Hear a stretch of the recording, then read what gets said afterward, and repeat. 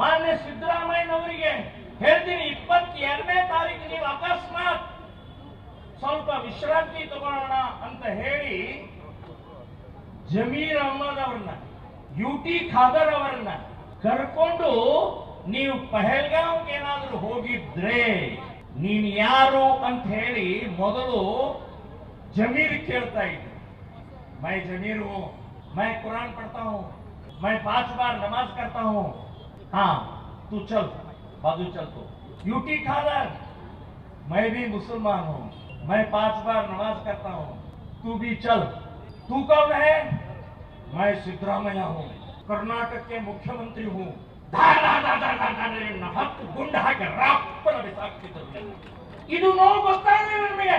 ಜಮೀರ್ ಉಳಿದ, ಯುಟಿ ಖಾದರ್ ಉಳಿದ್ರು, ನೀವು ಉಳಿಲಿಲ್ಲ. ಯಾಕೆ? ನೀವು ಹಿಂದೂ ಇದ್ರಿ.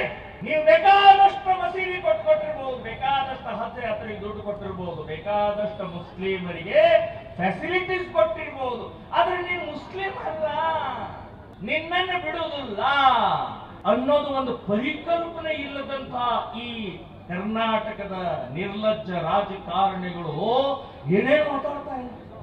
ಅಲ್ಲಿ ಸೆಕ್ಯೂರಿಟಿ ಲ್ಯಾಬ್ಸ್ ಆಯ್ತು, ಅಲ್ಲಿ ಈಗಿನ ಮನೆಗಳನ್ನೆಲ್ಲ ಕೆಡವುತ್ತಾ ಇದ್ದಾರೆ ಅಂತ ಹೇಳಿ ಲಾಡವ್ರು ಹೇಳ್ತಾ ಇದ್ದಾರೆ. ಮೊದಲಾಗಾರ ಗೊತ್ತಾಗ್ಲಿಲ್ವಾ ನಿಮಗೆ ಅಂತ ಕೇಳ್ತಾ ಇದ್ದಾರೆ.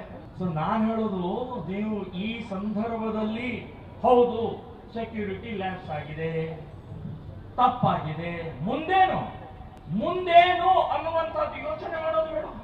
ಅದನ್ನೇ ಹೇಳ್ಕೊಂಡು ಕೂತ್ಕೊಳ್ಳೋಣ. ಅಂದ್ರೆ ನಿಮಗೆ ಮುಸ್ಲಿಂ ಓಟ್ಗೋಸ್ಕರ ಕೇಂದ್ರ ಸರ್ಕಾರವನ್ನ, ಬಿಜೆಪಿಯನ್ನ, ಮೋದಿಯನ್ನ ಬೈಕೊಂಡೇ ಕೂತ್ಕೊಳ್ಳೋದು, ಅಥವಾ ಕಣ್ಣೀರಿನ ಭಾರ ಏರಿಸಿದಂತ ನೀಚ ನಿರ್ಲಜ್ಜ ಭಯೋತ್ಪಾದಕರ ಅವರನ್ನು ಹುಡುಕಿ ಹೊಡಿಬೇಕು ಅಂತನ್ನುವಂತಹದ್ದು, ಅದನ್ನು ಯೋಚನೆ ಮಾಡಬೇಕಾ, ಅದನ್ನೇ ಚರ್ಚೆ ಮಾಡಬೇಕಾ?